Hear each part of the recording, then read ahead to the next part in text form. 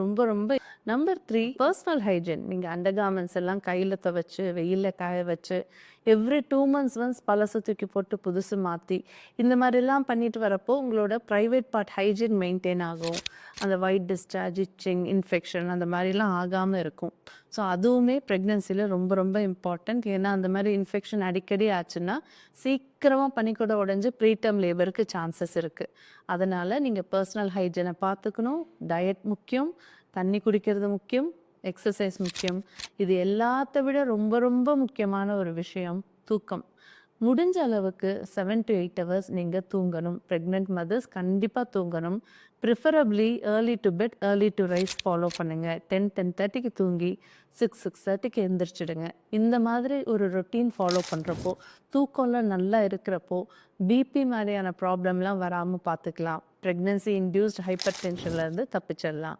So இது மாதிரி நீங்கள் ரெகுலராக டயட்டு, எக்ஸசைஸு, நல்ல சாப்பாடு, நல்ல தூக்கம், நல்ல ஃபிசிக்கலி ஆக்டிவாக இருக்கீங்க, டாக்டர் அப்பாயின்மெண்ட் கரெக்டாக போகிறீங்க, அவங்க ப்ரிஸ்கிரைப் பண்ணுற சப்ளிமெண்ட்ஸை ரெகுலராக எடுத்துக்கிறீங்க அப்படின்னாவே your pregnancy is healthy and pregnancy ஸ்மூத்தாக போயிடும்.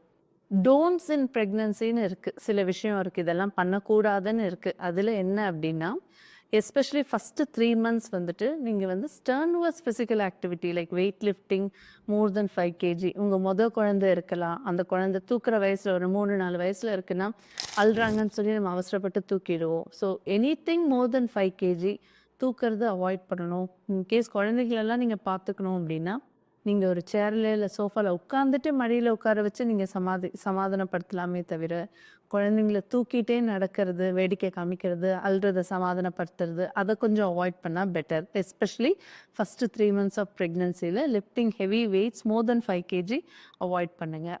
நம்பர் 2, ஃபஸ்ட்டு 3 மந்த்ஸ் நீங்கள் வந்து husband and wife sex avoid பண்ணுறதும் பெட்டர். ஏன்னா சம்டைம்ஸ் அதனால் ப்ளீடிங், ஸ்பாட்டிங் ஆகி நமக்கு கொஞ்சம் கஷ்டமாக இருக்கும். அதனால் நீங்கள் செக்ஸ் ஃபஸ்ட்டு 3 மந்த்ஸ் ஆஃப் ப்ரெக்னன்சியில் அவாய்ட் பண்ணுங்கள். அவுட் சைட் ஃபுட்டு சாப்பிட்றத முடிஞ்ச அளவுக்கு அவாய்ட் பண்ணுங்கள். ஏன்னா அவங்க என்ன பொருள் யூஸ் பண்ணுவாங்க சமைக்கிறதுக்குன்றது நமக்கு தெரியாது. சில பேருக்கு அது ஒத்துக்கவும் செய்யாது. ப்ரெக்னன்சியில் இம்யூனிட்டி கம்மியாக இருக்கிறனால ஈஸியாக நமக்கு இன்ஃபெக்ஷன் ஆகி லூஸ் மோஷன், டயரியா, வாமிட்டிங் இந்த மாதிரியெல்லாம் ப்ராப்ளம்ஸ் வரத்துக்கு வாய்ப்பு இருக்குது. ஸோ அவுட் சைட் ஃபுட் முடிஞ்ச அளவுக்கு அவாய்ட் பண்ணுங்கள். ஸ்மோக்கிங், ஆல்கஹால் அவாய்ட் பண்ணணும். அது ஏற்கனவே தெரிஞ்ச விஷயந்தான்.